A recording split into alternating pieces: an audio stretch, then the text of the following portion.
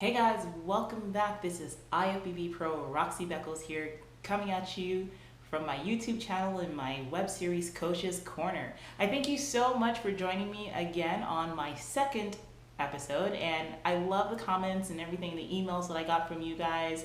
I'm really happy that you enjoyed our first episode, so I'm really excited to just let this series grow and to just impart as much of my own knowledge and experience that I can onto you guys. So let's jump right into today's topic. I want to talk about meal planning and nutrition, and more specifically how it relates to fat loss and contest prep. Now, this weekend I had gotten into a really interesting, a really great conversation with a couple of friends of mine over dinner, and we're all competitors, a couple of pros, and a couple of national level girls as well. And you know, the topic that seems to be circling around nowadays is what are some of the proper ways to prep for a show.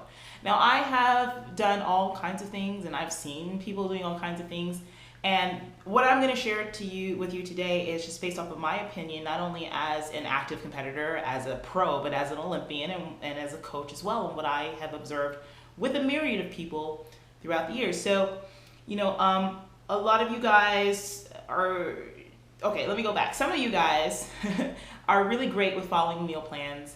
Some of you guys are really hooked up on the IIFYM, if it fits your macros type of approach, flexible dieting. And I am really a big proponent for flexible dieting. I really believe that, you know, you don't have to follow a crazy diet that's set up like tilapia at every meal, asparagus at every meal, no salt, no this, no that, and the food is barely seasoned enough and so bland that you can barely eat it. That's no way to live, and it's also not a very smart way to prep either.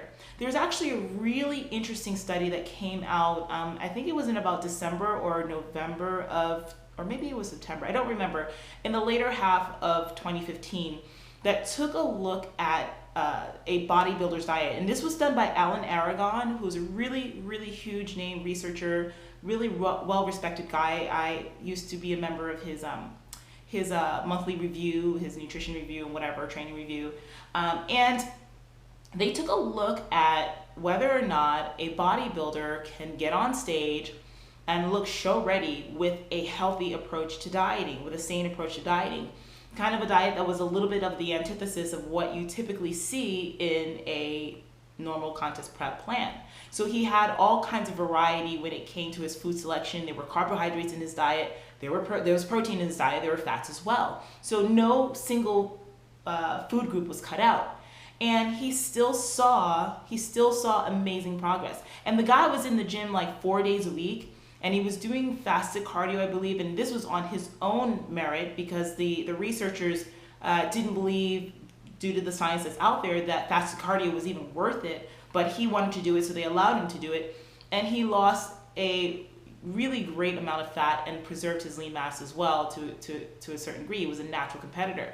So, I mean, that goes to show right there that you don't have to go to absolute extremes to compete in a show and to look your best, if looking your best is what you're trying to do, which we're all trying to do in the sport. You know, I don't know anybody who goes in saying, oh, I don't mind if I lose. I mean, come on, guys, let's be honest here. When you train for a show, you want to place, you want to win. Some of you want to win, some of you at least want to place top 5. So let's stop the pretending like you don't care where you place. You care. When you've done more than one show, you care. Trust me, I know. And it's okay to admit that. But in any case, I'm getting off track.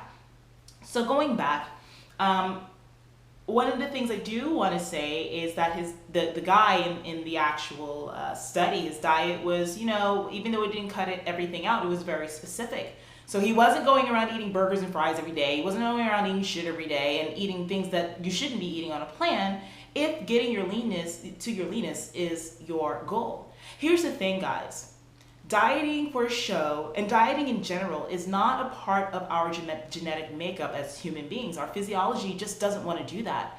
So there comes a point where you do have to buckle down, you do have to get strict, and you do have to follow a plan or follow a macro scheme that's going to make you lose fat and hopefully preserve as much muscle as you possibly can. That is the goal with contest prep dieting. Now, on that same token, when I talk about dieting extremes, I'm talking about, like, I've talked to people, like women especially, and sometimes guys too, who have coaches that put them on 700, 800 calorie diets. There's no reason at any point why you should be on that low amount of calories, plus doing an hour, 90 minutes, 2 hours of cardio a day, plus doing training. If you have to diet that hard, you either need to take a step back, look at what's missing in your programming to try to get things better, give yourself enough time to diet, or fire your coach and find somebody who actually knows what they're doing, because that is just professionally and just morally irresponsible. So for those of you that are in that kind of position, please be aware that that is not normal and it's not okay. We are athletes. We all call ourselves athletes. You must train and eat like an athlete to look like an athlete, to approach that part a little bit more seriously. I got these blinds in here, if you guys, I'm sorry about the glare, if you're starting to see any kind of sun glare, but I'll fix that later. But anyway, going back on topic, now having said all that, and though I am a big proponent for flexible dieting, I do not really agree with doing if it fits your macros when it comes to contest prep. I think that when you are just focusing on general fat loss, and this is just like a lifestyle thing and stuff like that, that you can do if it fits your macros and come in just fine, be lean and look great and have a lifestyle that fits that and everything. But when you're trying to get show lean, you need to buckle down and be the athlete that you say you are and do the sport like you mean it. Because again, getting to the leanness that we need for the stage is not easy, guys. And you don't want to leave anything to chance. So it's a lot better for you to have a set meal plan in place, but one that allows for variety. So with my clients, they're allowed to sub foods out whenever they wish. We have a food substitution calculator where you enter the foods that are on your plan into the calculator, and you then choose whatever you want to sub it out for, and it'll tell you exactly the amounts that you should be weighing on the food scale that matches calorically with what you're trying to swap out of the plan. So let's say I have a client who has like chicken breast on, for their next meal, but they don't want chicken breast. Maybe they want halibut, maybe they want tilapia, maybe they want a lean cut of beef or something else. They can use the food substitution calculator to find out exactly how much they would need of a serving size of that new food to match exactly what's on their plan calorically. So we always stay within the same caloric levels, and we always push the diet along. But just to give my clients macros and to say, here are your macros, here are your calories, go ahead and make sure you meet this, I don't trust it, number one. I'm the coach, that's my job, number two, so I should be the one figuring that out for my clients. And number three, I have yet to see anyone who truly follows if it fits your macros at the highest level of our sport, and those coming in looking the way they need to look, for the stage, especially with women. Because for us, being lean from here down to the waist is easy, but it's getting those legs in and getting those glutes in that is the struggle. And if it's a matter of what you're putting into your body, then you need to really focus in on getting that diet where it needs to be and buckling down and being a competitor in this sport and using the diet, which is part of the tools that you need to excel in this sport, because we're not runners. We're not being tested on how much we lift and stuff like that. We're being tested on what is your size, are you symmetrical, what is your conditioning from top to bottom, left to right, front to back, okay? So if you're not covering those bases, and the way that you cover it is through your food and is through your eating, just like that track star, every drill they do on the track is going to show in their performance. That is what you need to buckle down with, guys.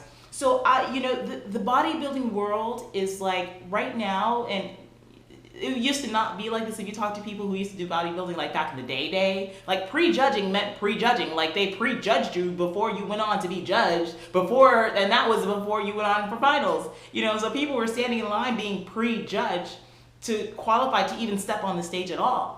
And nowadays, all you have to do is pay your fee and train, and that's it. So there's a lot of people walking around with disinformation, misinformation about what it is to be a competitor in this sport, but everybody wants a trophy and everyone thinks they deserve to win. And then they cry politics when they don't win. And I'm like, no, it's not politics, honey. You just were not in condition and the other person beat you because of that. So what I want to say to you guys is to not be afraid of following a set meal plan. There's nothing wrong with that. Now, when your set meal plan is made by an idiot and it's completely something off kilter, yeah, there's something wrong with that. But a meal plan that's put together for you, that's put together with the proper amount of macros, the proper amount of calories, that does not exclude complete food groups. And that doesn't mean that, you know, on some days you might be high carb and some days you may be low carb. That's fine. But it's not like you're totally eliminating a complete food group from the equation and you're never allowed to eat it. That's not what I'm talking about. So be more intelligent about the way you approach diet, about the way that you approach training. You're not going to be able to eat burgers and fries and pizza and all this other stuff and think you're going to come in tight as hell. Not if you're trying to do that every day. Cheat meals are okay. If your coach allows it, I allow them with my clients once a week to once every other week. When we get close to the show, we cut them out and we use refeeds in a way to be able to help them to replenish their bodies in the way my clients need. And it allows me to test their peak week over and over and over again for about a period of 4 weeks, so I know how their body reacts going in. So be intelligent. Be intelligent. For those of you who are not on a contest prep, I think if it fits your macros is great, because you don't have anything to worry about. You're not trying to stand on stage to be judged by the next girl or the next guy on your conditioning. So it really doesn't matter. You can have that flexibility and you should have that flexibility. But again, for those of you who are looking to do a contest prep, you're going to have to learn how to buckle it down and you're going to have to put on those big girl, big guy panties and just, you know, do what you have to do to be the best that you can be at this sport.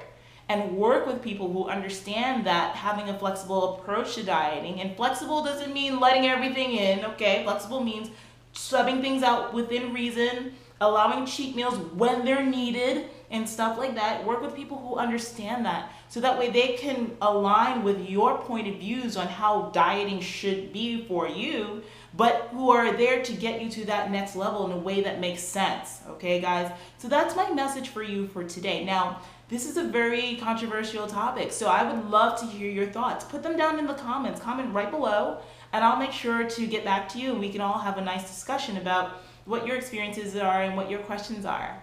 I hope that you enjoyed today's video. I look forward to getting you guys new videos each week. Make sure that you come on by and join my email group. You can go ahead and click the link that's going to be down here in my description box for this video, or you can go to the link that I'm posting right here underneath me here on the video. And follow me on Instagram as well as my Facebook, because that's where I also share tips and stuff on a daily basis. And those of you that are interested in coaching, here's my link right here. You can go ahead and check it out. I work with people who are non-contest prep and contest prep as well. So anyway guys, I hope that this video was really informative and I look forward to our next one. Bye-bye.